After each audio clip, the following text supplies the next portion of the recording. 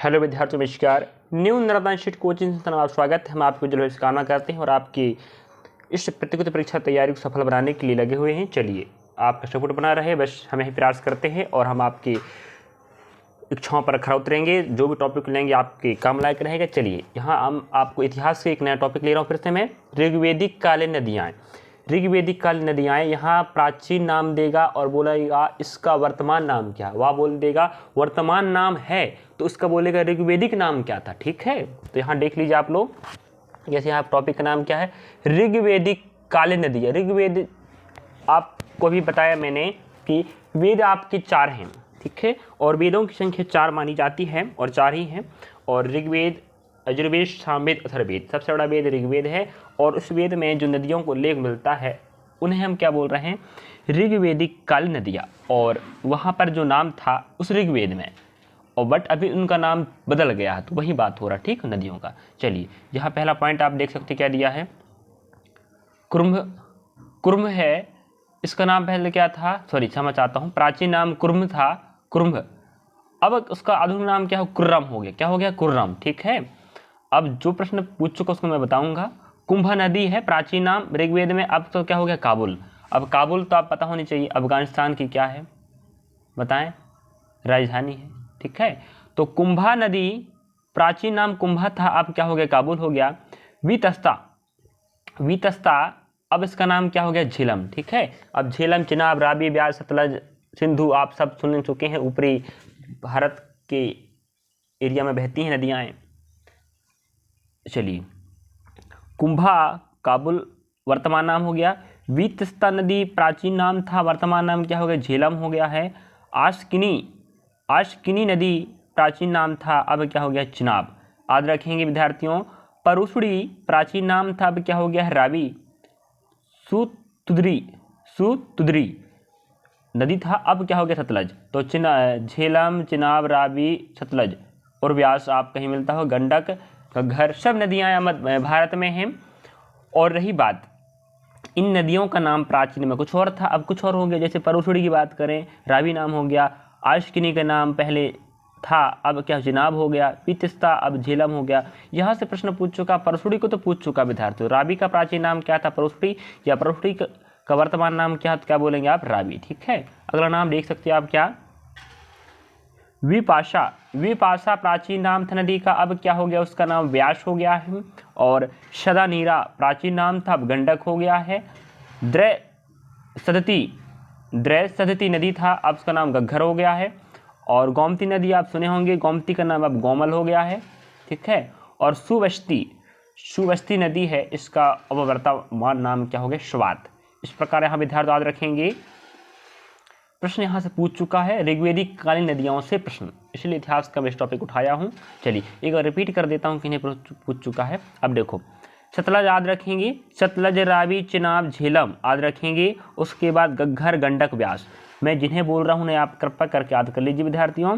व्यास, गंडक, घग्गर पूछ चुका है। उसके बाद सतलज, रावी, चिनाब, झेलम, इन्हें और इन्हें जरूर याद कीजिएगा। ठीक है, और प्रश्न बनता है, अगर आपके एग्जाम में आता है जरूर बना सकते हो आप लोग। ठीक है, इस टॉपिक कवर करके। चलिए, यही एक टॉपिक और कवर करते हैं हम इन्हें इस टॉपिक में, इस वीडियो में 2 टॉपिक कवर करवा रहा हूँ मैं।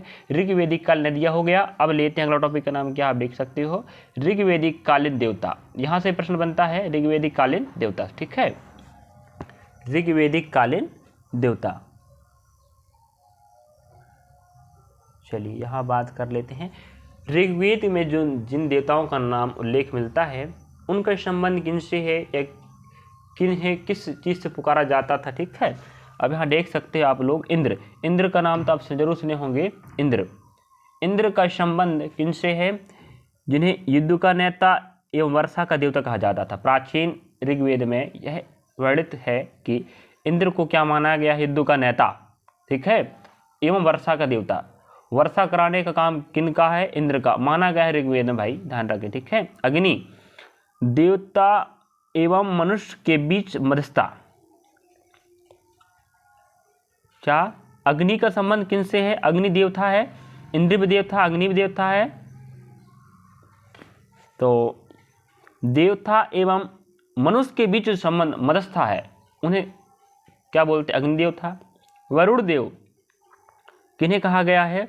पृथ्वी एवं सूर्य की निर्माता, समुद्र का देवता, विश्व के नियामक एवं शासक, सत्य का प्रतीक, ऋतु परिवर्तन एवं दिन रात का कर्ता, किन्हें कहा गया है? वरुण देवता को। ठीक है, वरुण देवता का संबंध यहाँ जो बोला हूँ मैंने उनसे है।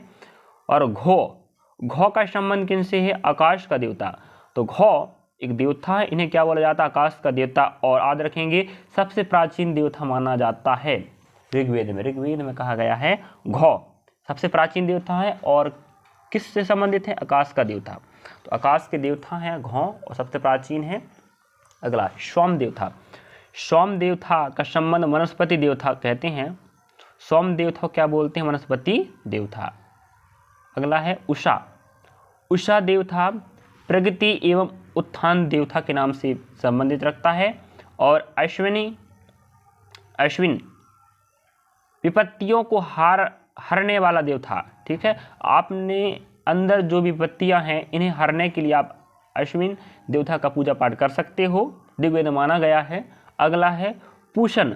जो पूषण देवता है इसे का संबंध पशुओं का देवता माना गया है, या पशुओं का देवता किन्हें कहते हैं? तो आप बोलेंगे पूषण। ठीक है, विश्व के संरक्षक एवं पालनकर्ता विष्णु को कहा गया है। ठीक है, विष्णु देवता का संबंध क्या है? विश्व के संरक्षक एवं पालनकर्ता कहा गया है। विश्व की रक्षा करने वाला व विश्व का पालनकर्ता किन्हें माना जाता है? विष्णु देवता को। अगला है मरुत।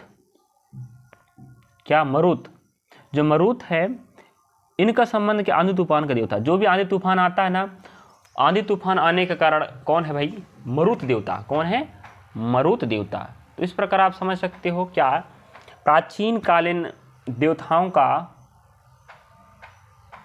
संबंध क्या था और उनका क्या मतलब था। जैसे इंद्र का मतलब क्या है?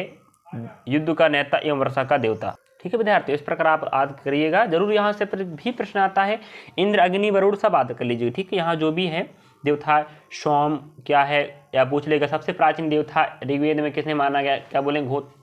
और जिनका संबंध क्या है? आकाश का देवता, इन्हें ही कहा जाता है। इस प्रकार मैंने आपको इस वीडियो में ऋग्वेदिक कालीन क्या बताया हूँ? देवताओं के नाम व संबंध।